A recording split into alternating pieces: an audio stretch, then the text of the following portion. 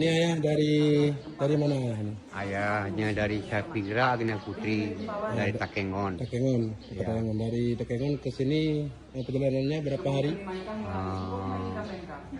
Kurang lebih 2 hari setengah. 2 hari setengah. Pakai apa? Jalan kaki. Jalan kaki. Di jalan bagaimana kondisinya? Waduh, parah tuh, parah. Parah.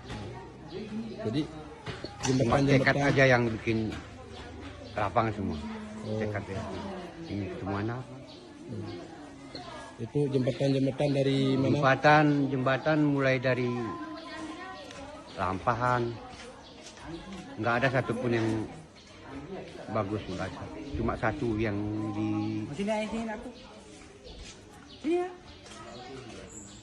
di Arul Kulus yang bagus. Bagus. Lain semua runtuh. Runtuh semua, Rusak, jalan.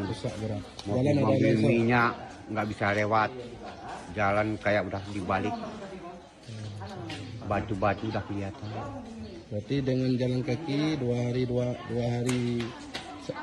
malam. Ya. Dari Takengon baru sampai ke sini. Cuma berdua. Ya. Apapun ya. Tidur pun kadang nggak. Asal kelihatan ini udah jalan tuh. Alhamdulillah sampai tempuh di sini.